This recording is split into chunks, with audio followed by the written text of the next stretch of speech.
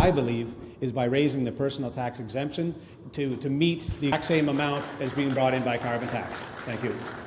Thank you, Brad. So moving on now, gentlemen, to our second question of the evening. This one goes to Brad first. The question is as follows.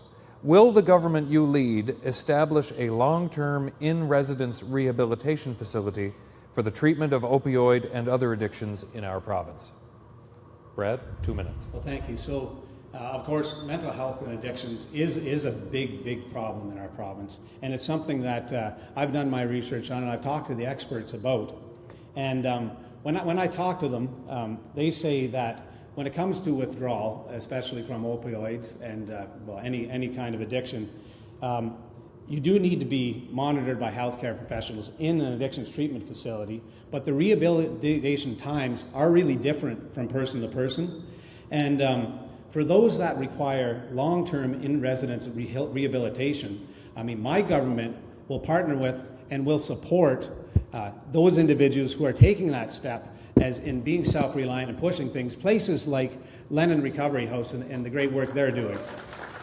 And you know, they're going to use evidence-based therapies to help people, and that's really important to be evidence-based as well. And so, but in the short term, before those services are in place, I really believe that government should reinstate support for long-term in-residence rehabilitation off-island, and we should pay for that because people need help right now. We can't ignore them.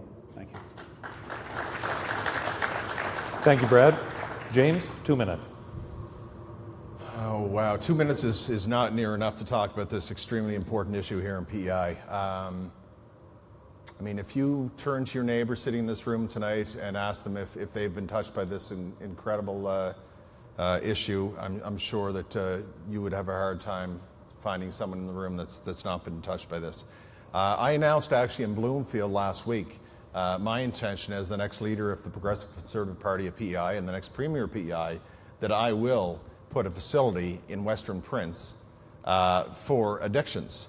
I think and I know that Islanders are very, very much underserved by one facility currently that we have in Mount Herbert.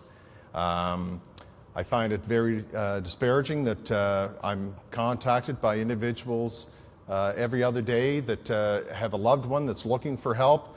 And ladies and gentlemen, when you have an individual that has an addiction that's looking for help today, if you tell them that call back tomorrow or the next day, well, you know, that's too late. If somebody's reaching out for help, you need to give them help now. Now, Brad mentioned Lennon Recovery House. Diane Young is doing that facility. I applaud her, and my government would support that facility. But you know, in addition to that, we have Portage over in New Brunswick, we had Homewood in Ontario, and the government that we have here on Prince Edward Island right now is refusing to send Islanders to Portage and to Homewood. Why? Because of the cost.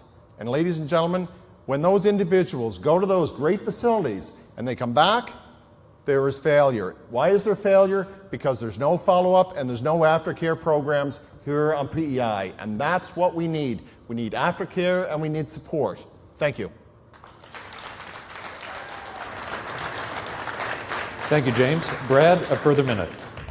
Yes, thank you. Well, and of course, there already are facilities in West Prince to help with mental health and addictions. They're not long-term care beds, but the core services are there. The problem is we don't have the psychiatrists to fill these facilities. And if we build another facility, I don't know where the psychiatrists are going to come from. We don't even have enough to service our patients right now. We got to get down to the root cause, and we got to figure out why we can't get the people on this island, the psychiatrists and the psychologists, to fill these roles.